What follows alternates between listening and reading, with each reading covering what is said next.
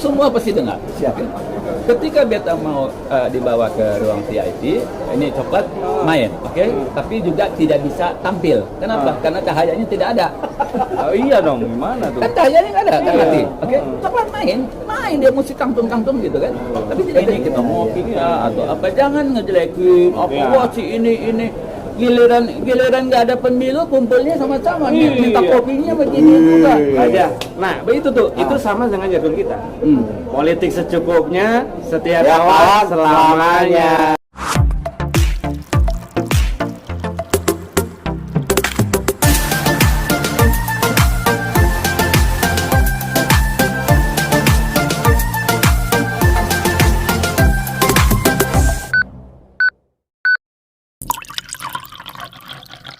Ini coklat main, oke? Tapi juga tidak bisa tampil. Kenapa? Karena cahayanya tidak ada. Oh, iya dong, gimana tuh? Kan cahayanya nggak ada, kan mati. Oke? Coklat main dia mesti kangtung gitu kan. Tapi tidak ada gambar. Oke? Air juga nggak tampil juga. Oke? Ketika beta sampai di ruang VIP, kita baca doa, beta yang pimpin. Kemudian karena itu minyak kayu putih cukup besar, wah ini badan beta berkeringat dan lain-lain. Tapi itu adalah salah satu untuk menolong acara itu tetap berjalan. Yes. Lalu datanglah kru datang. Bapak Raja sudah hidup lagi. Studio sudah hidup. Terus beta bilang, udah yang lain saja dulu Pak. Umpamanya nunggu beta ntar mati lagi. Mau sampai kapan? Gitu kan? Udah yang lain saja dulu. Sudah. Ketika mereka jalan, beta memang pada saat itu muntah. Muntah itu bukan muntah karena sesuatu hal yang lain, karena minyak kayu putih 1 liter, bukan apa? 1 sloki, gitu kan? Iya. Untungnya beta, udah. Kemudian beta latihan jalan karena untuk melihat beta bisa stabil atau tidak dengan kondisi itu. Beta harus ambil gelas itu. Jadi kalau umpamanya beta tangkap langsung, berarti beta stabil. Tapi kalau beta mau tangkap tangan beta ke sini, berarti beta tidak stabil. Sehingga beta jangan dulu masuk. Okay. Ketika beta tangkap 2 kali, dua kali beta lakukan, yuk kita kembali ke studio. Mau endingnya kan? Iya. Udah. Masuklah kita ke studio. Yap. Begitu masuk studio, yang pada saat itu adalah lagi sesi terakhir, yaitu Sultan Iskandar Badarudin Palembang. Oke. Waktu beta masuk, seluruh kru langsung melihat ke beta. Semua penonton yang tadi ke depan jadi ke samping karena beta baru masuk. Raja Semu udah masuk, Raja Semu udah masuk. Asisten produser kah atau apakah itu produser? Raja sudah siap? Siap. Sedangkan Andino ya lagi season yang terakhir, Oke. Karena yang lain semua memperhatikan beta, Andino ya mau nggak mau memperhatikan beta. Lalu dia panggil, Raja, sini Raja. Jadi lagi sesi terakhir, dia panggil beta ke atas. Datanglah beta ke atas panggung lagi. Begitu naik ke atas panggung, baru naik. Ini ada orang, ya saudara, teman, kerabat. Dia berteriak, bapak-bapak, ibu-ibu, ini anggota saya. Sedangkan beta bukan anggota. Tapi dia bilang, ini anggota saya. Udah. Terus dia sembari peluk beta begini, maaf. Dia bilang, kalau kesini jangan bawa-bawaan dong. Terus, beta juga abis dia peluk beta peluk dia sembari beta piting. Beta bilang nanti di luar ya. ini bicaranya pelan. Beta lupa kalau dia lagi on yang sesi terakhir sehingga mikrofon ada kan. Jadi waktu beta cekek dia, kemudian beta bilang nanti beta tunggu di luar. Itu suara itu semua dengar. Satu studio dengar lah itu. Gitu kan, nanti beta tunggu di luar, gitu kan.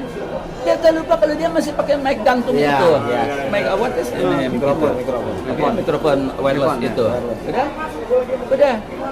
Terus Andino aja sekali lagi bertanya kepada para pemirsa yang hadir di studio, bapak-bapak, ibu-ibu gimana? Enggak, takut, gitu kan? Gitu. Jadi ya. Udah? Belum. Terakhir aja. Ini pengen yang terakhir. Oh iya, endingnya. Udah.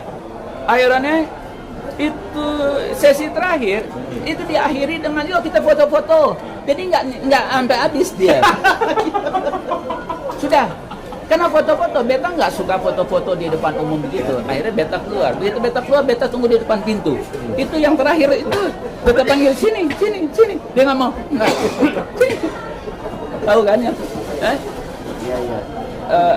Narasumber yang terakhir, dia mau keluar, dia tahan diri. Dia lihat beta ada di depan pintu untuk keluar. Beta cuma panggil sini. Nggak tahu, saya lupa. Ya yang tadi terakhir disebutin. Pokoknya geleng-geleng. Udah, akhirnya kita tunggu. Nah, akhirnya kita obrol-obrol di luar. Nah, bicara tentang itu, ini kan tadi tanya kenapa sampai bisa terjadi.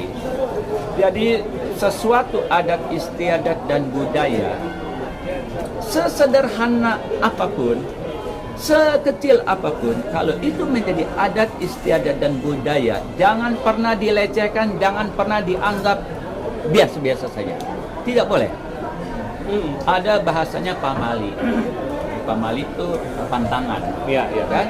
Jadi nggak boleh sembarangan lah. Nah itu gini Raja, kalau saya nangkapnya kenapa dari tadi gue dengerin gitu ya, terus mencoba memberikan contoh gitu ya, bahwa penghormatan penghargaan terhadap sebuah cerita yang kaitannya dengan informasi istiadat, adat itu masuk ke bahasanya adab, etika. Sehingga ketika kita mendengarkan orang bercerita, apalagi dari orang yang lebih tua, baiknya kita memang mendengarkan dan jangan dianggap remeh gitu loh. Kenapa? Karena ini Raja mungkin berkaitan sama yang tadi tuh, kenapa sih kita orang anak-anak muda gitu harus tahu sejarah? Enggak cuman apalan gitu kan. Enggak, itu jati diri gitu kan. Oh, tadi gue baru ingat gara-gara ngomongin jati diri. Raja tadi bilang sopan, menang, optimis. Tadi gue bilang jati diri, dia bilang pembodohan. Ya kan? Balik lagi, lanjut lagi tadi, itu salah satu contoh loh. Bahwa adat, istiadat, budaya itu masing-masing punya, dan itu masing-masing nggak cuma cerita. Itu punya bobot apa sih, kalau bahasanya mungkin alam bawah sadar kita, metafisik kita, itu semua berkaitan. Dunia frekuensi yang ada di sini masing-masing punya, ada aja ya. Iya. Jadi begini, Mas Andi, Raja izin. Tadi Raja memaparkan kisahnya di Metro TV sehingga kita mau ngeliat jejak sejarahnya Raja Samu 6 yang tampil di televisi. Ternyata tidak ada frekuensi yang sama dengan Andi. Hari ini kita punya frekuensi yang sama. Nah, itu maksud gua. Itu jadi nggak gini, jangan dianggap orang tua cerita soal kayak tadi Raja ya, nyebut nama sembarangan. Ya lu kalau memang maksud lu nyebut untuk ngeledek, ya pasti tahu juga mana ngeledek, mana nggak tahu beneran.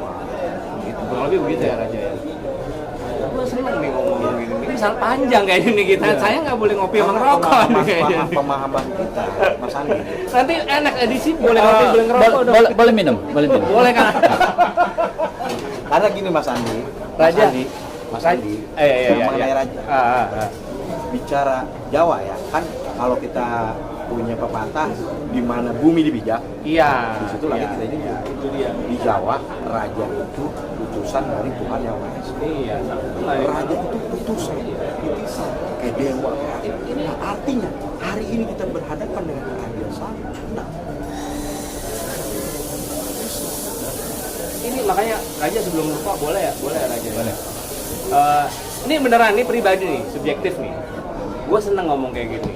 Dan kayaknya memang sesuai sama kita mau ngangkat soal, kita mau ada apa sih bahasanya, ada program playlist di channel kita soal kerajaan Nusantara. Yang kita angkat apa? Ya itu kerajaan, adat istiadat, budaya, sama biar tahu sejarah yang bukan yang benar doang, tapi manfaatnya apa sih? sejarah yang Reasonnya apa sih? Lu mesti tahu sejarah tuh reasonnya apa, jati diri bangsa bos. Lu mesti tahu. Nggak cuma lu dengar aja, nggak cuma lu pinter matematika, pinter DSB, tapi lu nggak tahu sikap. Boleh aja. Ya, jadi gini. Sekali lagi tadi Beta sudah sampaikan bahwa bangsa salah satu ya, kita sebut saja untuk untuk bukan. santun. Oh, bukan. Oh, Santun, untuk bahasa santun. lagi. Untuk bahasa santun adalah salah satu bangsa yang beradab. Itu adalah bangsa Nusantara. Yuk. Oke? Iya. Bahasa santun tuh. Walaupun ada pihak-pihak lain mengklaim atau mendeklar bangsa yang beradab di dunia itu ada di mana. Tapi kita sebagai bangsa yang beradab itu sendiri beradab, beradat dan berbudaya. Iya. Oke? Dan dari zaman dahulu itu sudah ada. Mau dicontohin apa sekarang? Oke. Contoh negara-negara lain, kita nggak sebutin nama negara. Oh iya. Contoh negara-negara lain. Apakah mereka punya adat istiadat dan budaya? Mereka datang ke Indonesia, entah itu ke Jawa, entah itu ke Bali, entah itu ke Toba atau kemana ke seluruh Indonesia ini, mereka belajar tentang adat istiadat. Iya. Dari negara-negara lain yang kita tidak sebutkan tadi untuk menghormati dalam bahasa santunnya, mereka nggak punya adat istiadat. Mereka dari kaum, ada yang bilang barbar lah, ada yang bilang inilah dan bilang lain-lain. Dan mereka datang ke Indonesia. Sekarang nih orang di Indonesia ini lebih banyak turismenya atau pariwisata wisatawannya. Mereka belajar, malahan sekarang udah orang asing itu belajar lalu membuka pendidikan tari daerah itu sendiri. Malah dia yang disalahkan, ada yang dideportasi. Tapi kenapa orang Indonesianya sendiri dia tidak ngangkat? Itu dia. Bahkan kebudayaan kita ada yang diklaim oleh negara lain. Oh iya, Wah, kita nggak usah sebut loh, nggak usah sebut. Kita usah sebut inisialnya apa bro? Kita tuh orang santun. Adat ketimuran kita lebih tinggi ya. Iya. Ya, saling memaafkan. Iya. Loh, kadang konflik di atas, rakyatnya berantem, besok-besok elitnya ngopi bareng. Iya. Biasa-biasa aja tuh. Gitu kan? Lalu yang di dunia ini adalah bahasa bangsa yang paling santun di dunia adalah hanya di Indonesia. Dia cukup dengan senyum saja, iya kan? Kita nggak tahu senyumnya itu apakah dia mencari daya tarik atau senyum itu ya tergantung yang menerima senyum itu. Ini kisah nyata Raja. Iya, siap. Jadi saya waktu naik Jadi kereta. masa ngikut sih? Jadi ini mengenai adat-adat ya. Bahkan saya naik kereta waktu itu Mas KRL dari Bogor ke Pasar Minggu. Saya lupa. Sengaja saya injek kaki perempuan. Saya minta maaf. Nah, artinya harusnya saya meminta maaf, tapi begitu santunnya. Saya yang salah, tapi beliau itu minta maaf ke saya. Tolong angkat. Iya, Ini bagian dari wah adat istiadat kita luar biasa. Tepat selira. Iya, udah diinjak padahal ya, udah dijolimi, masih juga dia bilang maaf. Maaf, nun sewu Mas, matur suhun. Wah, atur suhun Mbak. Nggak sengaja gitu. Nah Raja, Tuh, Raja. berkaitan sama tadi tuh Raja, saya balik lagi nih Raja. Sebenarnya peran penting kesultanan tuh dengan macam ragam adat istiadatnya Raja, buat keutuhan atau menjaga ketahanan kita nih NKRI ini seperti apa di mata Raja Safriknya? Oke. Ini kita bicara tentang ketahanan, kesatuan dan persatuan. Iya, Oke? iya Raja. Bahwa tadi dari sejak awal ya, perselisihan peperangan kerajaan-kerajaan melawan kolonial itu, gitu kan? Itu kita saling berperang di antara kita sama pihak kolonial dan atau di antara kerajaan dengan yang lain.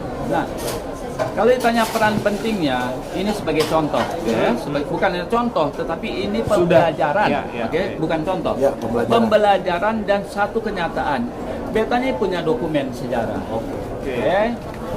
di mana pada saat di zaman itu, pada saat pihak kolonial Belanda ya itu menyampaikan bahwa seluruh kerajaan di Nusantara ini sudah ditaklukkan. Bisa dibayangkan nggak tuh? Yap. Kerajaan dan kesultanan sudah ditaklukkan oleh pemerintah kolonial Belanda. Itu sudah beredar isu itu.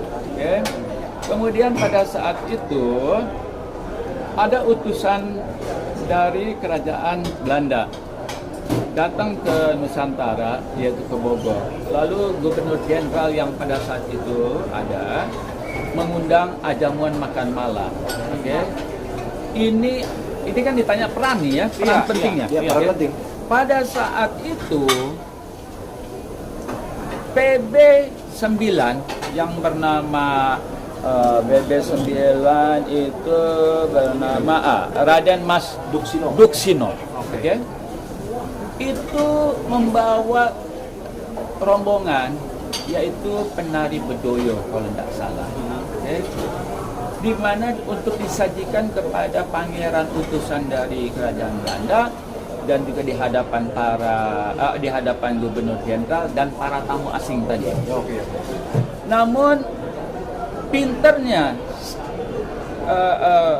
Pakubuwono IX pada saat itu sudah mempersiapkan senjata bagi para penari apabila sesuai perintah PB 9 untuk mematikan tamu-tamu. Dengan catatan kalau ada perintah. Lalu pada saat itu diriwayatkan, diceritakan dalam pertemuan jamuan makan malam itu, Pakubuwono IX meminta kepada pangeran utusan dari kerajaan Belanda menjelaskan karena pengakuan pihak kolonial Belanda adalah sudah menaklukkan kerajaan-kerajaan yang ada di Nusantara. Mengklaim lah itu ya, mengklaim. Oke. Sebegitu hebatnya Yang Mulia Pakubuwono IX meminta kepada pangeran utusan dari kerajaan Belanda untuk melepas kata-kata ditaklukkan. Jadi dia minta untuk memberi kebebasan kedaulatan kerajaan-kerajaan yang ada di Nusantara. Apabila you tidak menerima, tidak mengabulkan permintaan PB 9 pada saat itu, PB 9 sudah akan memerintahkan untuk dilakukan pemberontakan dan untuk melakukan pembunuhan terhadap tamu dan para hadirin. Itu diundang di tempatnya di wilayah Bogor. Oke. Sudah dijelaskan dalam riwayat itu. Oke. Maka kalau mau melihat bagaimana perannya raja-raja dan sultan, itu PB 9 sebagai raja Keraton Kasunanan Surakarta Solo. Sebegitu dia memperjuangkan untuk kerajaan-kerajaan yang dikatakan ditaklukkan. Nggak cuma kerajaan dia sendiri, tapi all dia ini. Tidak, itu PB 9. Itu scene-nya seru tuh kalau dibikin satu scene gitu kan, bisa ngebayangin mencekamnya, terus udah gitu intriknya, terus dengan dia senyum dia sendiri bisa tahu gitu kan. Ya. Itu bagus, oke? Nah, maka besok bikin. Pangeran utusan dari kerajaan Belanda bersama gubernur jenderal pada saat itu mengabulkan permintaan Pakubuwono IX untuk mengembalikan kedaulatan kerajaan-kerajaan dan kesultanan yang ada di Nusantara kepada rajanya masing-masing. Oke. Itu yang dilakukan oleh PB 9. Lalu setelah PB 9 wafat, maka PB 10 sebagai penerus dari PB 9 itu menerima akte kedaulatan Nusantara nomor 127 tanggal 4 Mei 1893. Akte kedaulatan nomor 152 tanggal 4 November tahun 1896. Akte kedaulatan nomor 174 14 Desember 1899. Akte persetujuan rujukan 22 Juni tahun 1831. Dan tanggal 12 September 1901 yang pelaksanaannya dilakukan oleh PB 10 yaitu Raden Mas Saidin Malikul Husno. Luar biasa. Itu peran. Ya. Itu baru yang namanya PB 9 dan PB 10. Salah satu peran juga beberapa tokoh, khususnya tokoh Maluku, ada Bapak Beta, ada Bapak Lagu Harari, Cak Berhitu, kemudian Putu Hena dan lain-lain, semua tokoh-tokoh Maluku di Indonesia. Ketika Bung Karno membacakan teks proklamasi hari Jumat tanggal 17 Agustus 1945. Ya. Orang-orang Maluku termasuk Bapak Beta itu menjaga situasinya supaya Bung Karno dan Bung Hatta untuk tidak ditangkap oleh pihak kolonial itu dijaga. Oh, ada di situ. Di proklamasi sekitarnya. Supaya Bung Karno dan Bung Hatta untuk tetap bisa mempertahankan Lebih konsentrasi ya Raja ya membaca. Karena pihak Belanda tidak ingin Indonesia atau rakyat Indonesia itu merdeka. Oke. Kenapa? Kenapa sampai dibacakan itu? Yang memberikan dukungan untuk pelaksanaan kemerdekaan sebetulnya adalah Jepang. Saya punya nama-nama jenderal-jenderal Jepang yang memberikan bantuan. Sebelum diteruskan, Iya. Segitu bro, apa namanya? Ada sebuah nilai. Jalan, iya Sebuah itu nilai dia di tuh. sini dari paparan Raja, dari sejarah masa lampau Betul. Nusantara, bahwa bangsa kita Nusantara adalah bangsa yang besar. Kenapa Mas? Eropa mencari di mana ada space of Island, di mana ada benua rempah. Itu dia. Karena Ya. ada jalur rempah dulu. Iya, betul. Ketika saya baca di Borobudur, ada namanya perahu bercadik Mas. Bagaimana nenek moyang kita, bagaimana nenek moyang kita mencari apa? Mencari perjalanan. Dulu Eropa belum bisa membaca itu, nenek moyang kita sudah bisa. Iya, betul. Selat Gibraltar, Afrika. Makanya Nusantara luar biasa. Dari paparan Raja Samu-Samu pun ya punya peran besar untuk bagaimana melawan penjajah ketika Betul. dieksploitasi rempah-rempahnya diambil alih oleh Eropa, bangsa Eropa. Nah, di sini ada sebuah nilai. Saya sih pengennya mudah-mudahan nih dari sekitar kita ngobrol gini gitu ya, orkestra di rumah nangkep gitu Nangkep, loh. Nggak ya. cuma dengerin aja, tapi nangkep bukan nangkep ceritanya doang. Betul. Bukan nangkep Ada omongannya sebuah- doang, tapi ngeresapin gitu loh sampai ngerti gitu loh bahwa mudah-mudahan bisa ini ya Raja ya. Menjadi ini ada acuan untuk generasi muda Nah, ya. balik lagi nih Raja, tadi kan peran Sultanan tadi itu Raja ya. Kalau di yang sekarang nih, sekarang, on kondisi sekarang Raja. mungkin maaf kalau bisa ini ada kolerasinya, ada hubungannya. Ya. Tadi ketika Bung Karno melakukan pembacaan teks proklamasi untuk atas nama rakyat Atas Indonesia. nama bangsa Indonesia. Rakyat. Oh, rakyat. Kan belum jadi bangsa, Betul. belum republik. Ya. Jadi rakyat. Ya. Oke. Nah, setelah itu adalah maka Bung Karno berkumpul bersama 54 raja, sultan, datuk dan penglingsir. Itu Bung Karno meminta persetujuan, meminta keikhlasan kepada para 54 raja dan sultan tadi untuk mewujudkan yang Bung Karno dan bangsa ini harapkan, yaitu menjadi negara Republik Indonesia. Dimandatkan.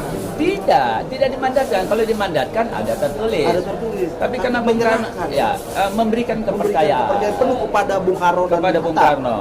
Gitu. Enggak, kepada Bung Karno pada saat itu. Oke. Ketika memberikan kepercayaan atas kedaulatan rakyat, tanah dan air serta isi yang terkandung di dalamnya, Tumpah darah. ya, untuk kepentingan, untuk dimanfaatkan bagi seluruh rakyat Indonesia. Tapi juga Bung Karno sangat bijak pada saat itu, gitu kan? Bijaknya apa? Bung Karno bersama BPU PKI sudah mempersiapkan di mana kalau umpamanya atas pemberian yang atas kepercayaan yang diberikan oleh para raja dan sultan tadi, Bung Karno menyiapkan memasukkan di dalam sebagai konsekuensinya adalah Bung Karno memasukkan dalam Undang-Undang Dasar 1945 pasal 33 Bumi tanah dan air beserta isi yang Dikuasai terkandung oleh negara. dikuasai oleh negara Dan digunakan. untuk sebesar-besarnya untuk rakyat. ya sudah. Dan di luar itu juga Bung Karno juga memberikan rasa kebersamaan, maka memberikan kedudukan serta 4 terhormat, yaitu para raja, utusan raja, sultan, dan utusan golongan untuk duduk sebagai anggota DPA, Dewan Pertimbangan Agung. Kenapa maksudnya? Keputusan presiden tidak serta-merta adalah keputusan pribadi. Betul. Tapi sudah mendapat persetujuan, mendapat pertimbangan dari DPA, yang mana ada raja, ada sultan, Masukan-masukan golongan. Ya, bagusnya begini, sehingga keputusan presiden pada saat itu adalah bukan keputusan pribadi. Ya. Belum, satu lagi. Lalu pada saat masih dalam pertemuan itu 54 raja dan sultan tadi, ada beberapa raja dan sultan itu mempertanyakan, kalau kita serahkan kedaulatan rakyat dan semua isi yang tergandung, bagaimana you mau meratakan kemakmuran dan kesejahteraan ke seluruh rakyat Indonesia? Caranya bagaimana? Caranya gimana? Maka Bung Karno bilang, oke, para yang mulia boleh duduk mengawasi, mengkontrol geraknya pemerintah, yaitu melalui MPR. Maka itu di MPR itu ada utusan golongan Dan utusan daerah. Betul, Itulah. akomodisinya seperti itu, diakomodir. Tapi setelah di amandemen nggak ada tuh. Iya. Raja. Iya. Oke, itu yang kita bisa jelaskan. Iya. Masuknya di situ bahwa peran besar raja di Nusantara diakomodir oleh Bung Karno. Nah, aku mau nanya ini, itu kan udah tuh ya, lanjut ya Raja ya dikit. Peran yang sekarang nih, kan Raja kan di Silatnas. Oke. Nah, Peran penting yang apa sekarang ya? ini buat menjaga ketahanan nasional itu apa Raja yang sekarang dilakukan oleh Silatnas melalui Visi dan program. giat atau apa atau bagaimana? Ada pemikiran apa gitu? Ya, Beta selaku Raja Somo-Somo 16 Istanbul, dan Beta juga berstatus sebagai Sekjen Silaturahmi Nasional Raja Sultan Nusantara. Kalau ditanya bagaimana nih dengan saat ini dan ke depan, gitu kan? Seharusnya bagi yang merasa dirinya itu sebagai utusan golongan, ataukah dia sebagai terah, ataukah dia sebagai penerus pewaris Raja Sultan Datuk dan Penglingsir, itu jangan masuk pada ranah politik, di mana ranah politik itu adalah terbagi-bagi, dipisah-pisah, gitu kan? Sehingga ada batasan-batasan. Satu keluarga bisa musuhan karena partai atau politik. Kalau you mau, you sebagai bangsawan, you duduk manis, you memberikan pencerahan bahwa kita nih hidup damai-damai saja. Yang mau berpolitik lah. Tapi bagi para bangsawan, Raja Sultan Datuk Penglingsir itu adalah tetap menjadi tokoh di daerahnya masing-masing. Dia memberikan pandangan-pandangan positif untuk tidak terjadi perpecahan. Maka ketika Silatnas pertama itu Beta sudah mengajukan 5 komitmen. Okay? Yang pertama, kembalikan sejarah pada sekolah, sejarah kerajaan dan kesultanan yang pernah ada di bumi Nusantara pada sekolah. Yang kedua, Beta minta adalah rancangan undang-undang perlindungan masyarakat hukum adat, ya, yang diajukan ke DPR atau ke pemerintah untuk disahkan. Tidak, terbalik, bukan disahkan. Beta minta, para raja minta supaya melibat dalam penyusunan, membuat dan mengajukan RUU itu, RUU PMA namanya, untuk melibatkan para raja dan sultan. Kenapa? Karena RUU PMA yang diajukan oleh sekelompok orang itu mengadop Konvensi ILO 196 Jenewa. Sedangkan di Indonesia itu kemerdekaan tidak ada pampasan. Kehidupan bangsa Indonesia normal-normal aja, presidennya siapapun kita itu biasa-biasa saja, lain dengan di Australia, di Amerika, di Afrika, berbeda. Nah, sedangkan RUU PMA yang diajukan itu adalah mengadop Konvensi 169 atau 96 ILO Jenewa. Iya, ILO. Kalau itu disahkan, maka setiap daerah, kalau sampai itu disahkan menjadi undang-undang, maka setiap daerah boleh menjadi republik sendiri. Nah, kita bilang jangan. Tolong didengarkan. untuk pemerintahan saat ini masukan. Oke. Sudah di Ya, itu. Lanjut aja. Jadi intinya adalah berkaitan. Jadi bicara soal sejarah, ya, supaya anak-anak muda kah atau orang tua yang belum tahu menjadi tahu, anak muda yang tadinya cuma itu hanya hafalan, harus tahu. Kalau umpama dia bilang bahwa itu hanya hafalan, nanti anak cucunya tidak mengakui dia bahwa dia adalah kakeknya, buyutnya dan lain-lain. Hafalan doang. Iya, itu dia tadi balik lagi. Gila ini. Kamu kenal nggak sama Raden si Mas ini? Siapa tuh? Loh, bukan mbah kamu? Itu hafalan. Kita harus tahu obor kita ada di Itu mungkin salah satu itunya bisa ini Raja. Ini agak jualan gue. Kita coba di program kita nanti sama Orkes TV. Saya rasa Boleh dong Raja. jualan di sini nggak apa-apa karena Boleh, kan? karena yuk cuma jualan suara. Iya. Sedangkan jualan makanan itu udah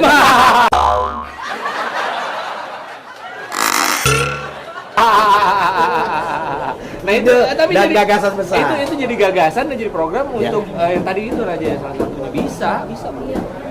kondisi kekinian seperti Iya ini, dong. masukan dari para raja-raja. Sama ini tadi ketemu sama ini Raja ya. Gue jadi lupa. Soalnya dia ketawa sih tadi. Enggak, sama ini satu lagi itu. Jadi kalau dengar cerita apa sih namanya para sultan dan raja-raja itu bareng-bareng itu tiba-tiba keinget sama gue gitu yang udah agak luntur udah luntur sekarang gara-gara individualisasi itu gotong royong sama setia kawanan. Gotong royong dan setia kawanan, Pancasila. Itu hilang bro. Hilang. Kalau gua bahasa sopan, bahasa santunnya hilang. Hilang. Bukan hilang. Padahal itu memudar sedikit. Padahal itu banyak. Nah, padahal itu dari sini kayak tadi ya Raja sebutin ceritanya berkumpul membantu kemerdekaan itu kalau nggak ada setia kawan nggak mungkin. Jadi, ya benar. Jadi kalau bicara soal gotong royong, kesetiakawanan, itu kan bahasa-bahasa setelah Republik. Iya. Tapi kalau mau melihat di zaman era kerajaan dan kesultanan dulu, bicara soal kesetiakawanan, tolong menolong atau gotong royong itu sudah ada. Sebelum ada Republik ini sudah ada, ya. Mereka hidup saling tolong menolong itu nggak seperti zaman sekarang. Bicaranya, propagandanya tolong menolong, gotong royong, tetapi yang digotongnya siapa, yang diroyongnya siapa. Itu harus jelas dong. Ya Mas. Kan kembali ke UUD. Ujung-ujungnya duit katanya. Ya, jadi gini Mas, benar yang apa dikatakan Pak Raja Samu bahwa yang namanya gotong royong itu ciri khas bangsa nenek moyang kita. Ya. Karena Soekarno pada 1 Juni pidato 1 Juni 1945 Soekarno bilang bahwa Pancasila adalah groundslink, sebuah pandangan hidup, sebuah dasar. Jadi gini Mas, apa yang dibilang Raja Samu benar. Nenek moyang di Maluku bahwa gotong royong adalah bagian dari sendi-sendi kehidupan nenek moyang mereka. Kalau di kerajaan kerajaan Pak Raja sebutannya apa? Ya. Sebutannya ada Pela Gandong. Bukan. Kalau pela gandung itu, pela itu saudara, gandung itu satu kandungan. Oke. Nah, bicara soal untuk bahasa seperti tolong menolong gitu kan, atau disebut Ya, kearifan bahasa daerah. ya, dalam bahasa daerah dan lain-lain kita bahasa tanah kan. Nah, di Maluku itu sendiri ya itu ada aturan itu dipakai pada saat sekarang contohnya saja. Kalau di wilayah bumi Jawa atau lainnya mungkin ada waktunya panen, waktunya tidak panen dan lain-lain. Kalau di Maluku itu ada namanya sasi. Sasi itu hukum, ya, aturan, ya, hukum aturan yang dikeluarkan oleh raja. Jadi tutup sasi yaitu tidak boleh ada siapapun datang ke pantai. Maksudnya tidak boleh mengail ikan, menjaring ikan, atau kalau itu di perkebunan kelapa atau buah-buahan, cengkeh dan lain-lain tidak boleh ada. Nah, sasi itu adalah bisa saja dengan kayu, dengan kain atau apa sejenisnya. Kalau ada tanda-tanda itu berarti tidak boleh ada satu orang pun memetik atau mengambil apapun. Dan itu dipatuhi sama rakyat Harus, ya? Oh, harus. ya udah, paham. Nah, nanti setelah waktu tertentu, maka buka sasi. Buka sasi itu adalah semua rakyat bersama-sama menikmati panen ikan, Oh. panen buah. Nah, itu begitu. Jadi, Bayang tuh. ya, jadi bagaimana tidak sejahtera orang-orang dulu? Orang-orang sekarang enggak.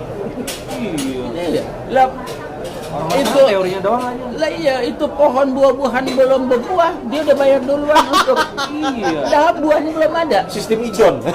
Gitu kan? Ya, ambil dulu. Sedih juga tuh kalau Sedih. Ya Sedih, mudah-mudahan orkes Ya. bisa membawa itu. Ya. Akhirnya orang bisa berpandangan lebih positif. Yang tadinya mau menguasai sendiri, sekarang diajak yang lain untuk berbagi rasa. Amin. ya kalau penyadaran ya mudah-mudahan sih pada bisa paling tidak apa yang kita omongin tadi bisa terempartasi dengan baik dan masuk gitu loh, jangan cuma lewat doang. Iya. Mungkin Mas Andi, Saya sebuah paparan yang begitu luar biasa Saya- dari Pak Raja Samu, ada filosofis, ada sebuah kegigihan, ada sebuah kekuatan buat bangsa. Pencerahan. Tahu nggak tadi gua udah mulai nyender gini. Nah. Ya gitu kan. Kayaknya gua pengen ngobrol panjang lagi sebenarnya. Iya, Cuman itu. dengan posisi yang enak gitu. Apa? Mau ngerokok gitu? Enggak. Nah, next Enggak, aja. enggak. Next kita jadi ini ya, next edisi kita sebutnya nggak episode aja. Oh. Di sini kita sebutnya edisi. Nanti next edisi kita jumpa lagi. Bisa kita lanjut dengan para kesultanan yang lain juga. Tetap atau dengan masih kita kupas beberapa yang tadi kita udah ngobrol ya. Ya aja ya boleh. Ya. Nah kita mau tutup dulu di sesi ini di edisi ini Raja boleh ya Raja. Silakan. Saya udah Ya, nyaman. ini Terakhir. ya. Saya berikan contoh ya. Ini buku tentang kerajaan Nusantara, oke? Nah itu Ya, kerajaan Nusantara pasca keruntuhan Majapahit. Ya. Ini semua, jadi kalau tadi yang beta sebutkan 374 kerajaan, nah ini ya ada semua di sini, oke? Dan kebetulan kerajaan beta tuh ada di Nomor berapa? halaman 925 ya 924 sama-sama ya 925 gitu. Ini buku sejarah, semua kerajaan tuh ada di sini semua. Laut Tangguh, Raja Iya. Samsam, luar biasa. ya, kelihatan ya. Ya, kelihatan ya. Kelihatan? Raja Samsam ya. Dan ini buku ini sudah ada di istana atau di sekretariat negara, sudah ada di istana, sudah ada. Arsip nasional ada belum Raja? Eh, Arsip nasional, rujukan saya, kita saya untuk belum tahu, tapi yang sudah belum? sampai ini di Istana Wapres sudah ada, di Istana Presiden ada. Iya, iya. Kalau mau tanya bisa di deskripsi, ntar tinggal nanti telepon kita kabarin. Oke. Mengenai buku ini, Dan buku ini sejarah. kalau nggak salah ada di Gramedia, ada di. Oh, sudah dicetak ya? Iya, Ya, penulisnya sudah mencetak ini. Ya. Oke. Oke. Gitu. Luar biasa. Raja, sebelum ini nih, kalau tadi gara-gara buka ini gue jadi ingat. Ini kalau misalnya saya mau main gitu Raja, kita mau main gitu ya, jajan sama-sama Ya. di sana gitu. Di Maluku. Bisa ya Raja? Bisa. Tentu bisa. Sangat-sangat bisa. Gue pengen kasih ke banyak orang. Ya. Jadi kalau ini tentang sejarah, perannya raja-raja ini dilengkapi dengan dokumen. Oke. Jadi zaman kolonial itu, gitu kan? Nanti kita baca, Raja. Kita baca. Ada sebuah Jadi orang-orang Maluku itu sudah punya paspor. Di zaman kolonial itu, orang Maluku itu punya paspor. Oke. Ya, paspornya itu dalam bahasa Belanda dan bahasa Cina. Oh, Hebat kan? Paspornya bahasa Belanda dan bahasa Cina. Oh, pantesan orang Maluku banyak di Belanda. iya. Oh, boleh. Oh, luar biasa ya, Raja ya. Sudah ada ya password untuk Ada. di Belanda. Paspor, iya. Sama Oke. di Cina ya. Enggak, bahasa Belanda dan bahasa Cina. Oke. Dan apa iya Raja Samu-Samu itu statusnya bagaimana dan bagaimananya gitu kan? Terus terang saja, Oh, nggak boleh sebut nama. ada di Belanda dan ada di Beta. Stadtland, oke? Standblad van Netherlands Indi. Ya, ya, ini Rolex Sterling made European, disamakan hak dan golongannya dengan bangsa-bangsa Eropa. Ya. Nomornya adalah 49 tahun 18. Oke. Ini keluarga beta semua. Oke, opa beta, oma dan papa apa semuanya. Oke. Pengakuan. Orang Belanda yang ada di Belanda itu ditanya, "You punya Standblad?" Ada. Dari siapa?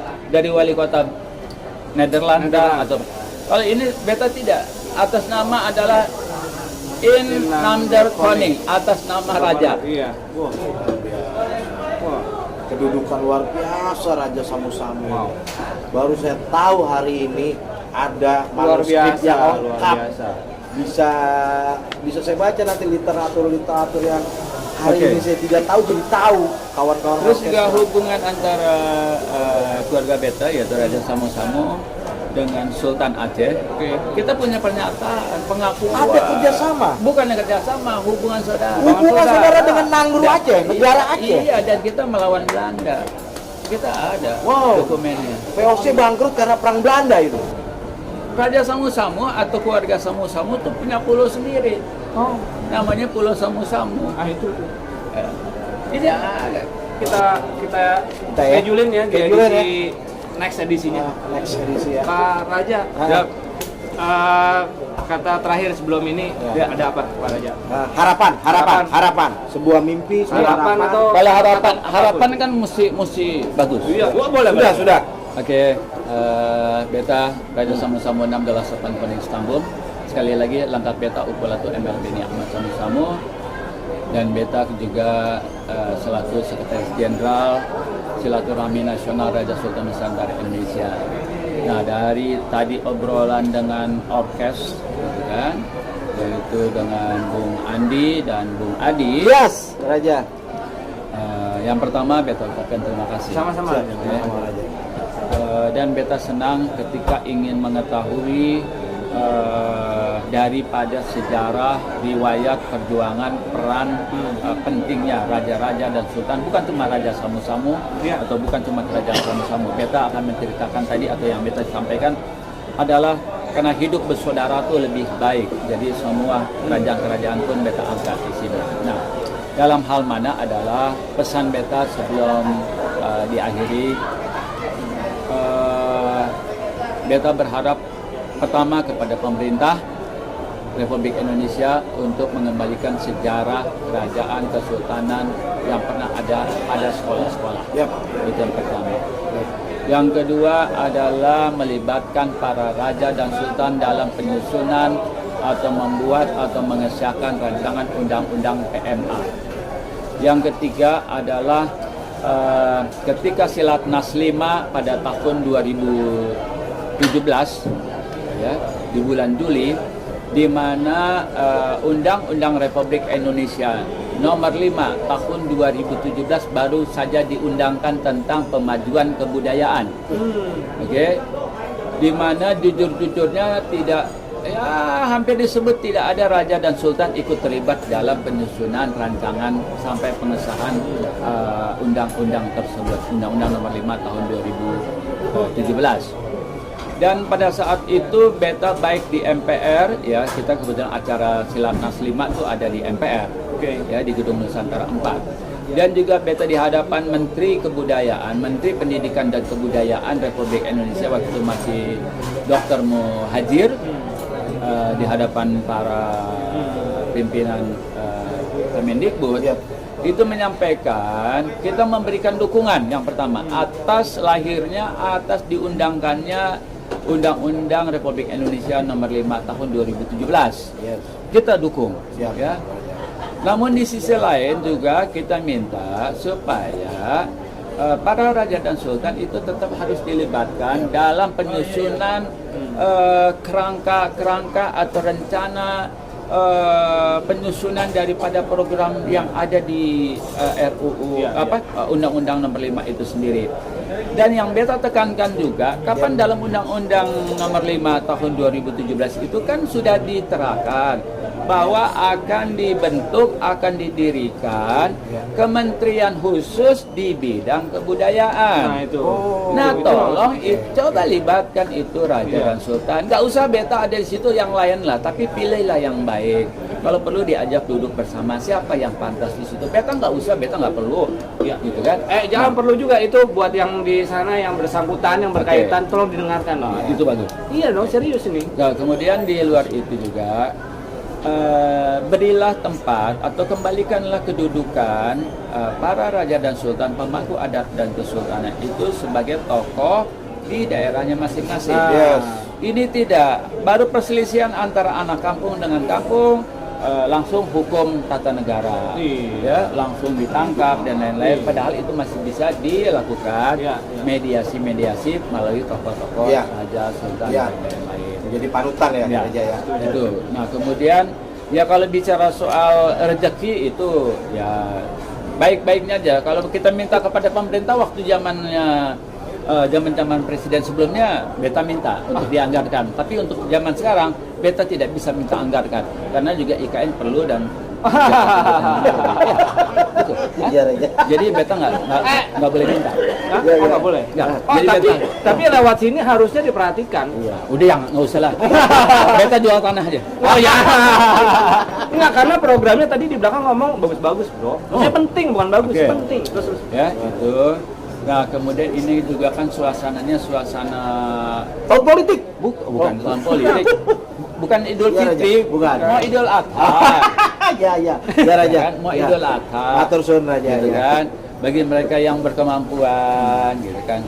Berkurbanlah, mau kurban kambing boleh, sapi boleh, kurban hati boleh, perasaan boleh. Jadi semuanya boleh dikurbanin. Gitu kan. Tapi jangan ngorbanin orang lain. Itu yang harus kita jaga itu. Gitu loh. Dalam arti apa? Dalam arti jangan suka nyakitin orang, jangan ngejelekin orang. Ini besok mau ada 2024 pemilihan kepala desa apa kepala Pemilihan presiden Republik ini. Suhu politik Nah, agak suhu politik nih. Ya, bicara soal suhu politik, kalau agak tinggi-tinggi ambil RS. Oke. Kompres pakai RS. Tuh kan, dia kalau ngeliatin gini aja ini udah tugas berat buat Orkes TV Iya. nih salah satunya nih. Bareng lah, dukung lah Raja ya. Oke.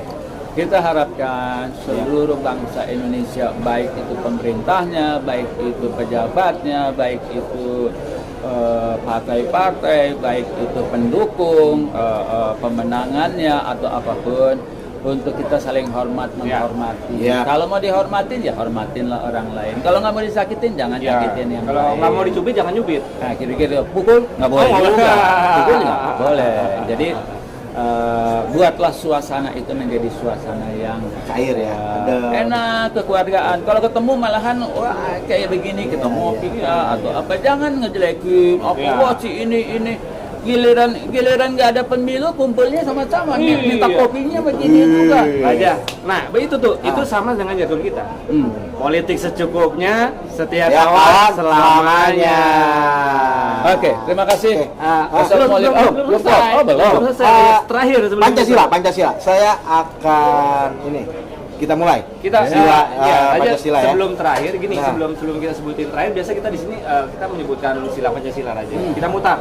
Oke. Nah sebelum itu di episode ini, di edisi ini gue nggak mau bilang terakhir, gue nggak mau bilang sudahan edisinya, tapi istirahat karena akan jadi next edisi nanti. Kita Oke, part selanjutnya. Tapi kalau umpamanya you bilang nanti next edisi, ini juga jangan mubazir dong. Oh iya dong. warna-warna Nanti ini. kan kita kalau cari lebih. Gimana, Tuan? Iya dong. Nah, nanti harus kita ini. Iya. Nah, Ini harus diketahui dong. ini adalah 5 warna Oke. yang biasa dipakai di kerajaan, di kesultanan, di kedatuan. Oke. Ada merah, ada hitam, ada putih, ada hijau, ada kuning gitu kan. Ini mempunyai arti sendiri. Filosofis ya. Tapi kalau ini sebagai pengantar kan? Iya. Karena nanti ada edisi edisi berikutnya. berikutnya. Tapi ini adalah 5 warna yang biasa dipakai oleh kerajaan dan kesultanan. Kalau orang kerajaan, orang kesultanan tidak tahu warna ini, perlu diragukan lagi. Nggak usah. Jangan jadi. Berarti itu dia bukan kerajaan. Bukan keluarga kerajaan, keluarga warung. keluarga warung. Kita cium dulu nih. Nah, next edisinya bicara soal 5 warna ini dan hubungannya dengan keseharian dan kebangsaan. Benar ya Raja? Penting banget tuh itu. Kita mulai dari kita mulai sekarang. dari situ. Sebutkan nih, sila 1. Action 1 deh. 1. Ketuhanan yang Maha Esa. 2. Kemanusiaan yang adil dan beradab. 3. Persatuan Indonesia. 4. Kerakyatan yang dipimpin oleh hikmat kebijaksanaan dalam permusyawaratan perwakilan. Wah, 5. 5. Keadilan sosial bagi seluruh rakyat Indonesia. Terima kasih. Assalamualaikum warahmatullahi wabarakatuh. Salam sejahtera untuk kita semua. Salam kebajikan.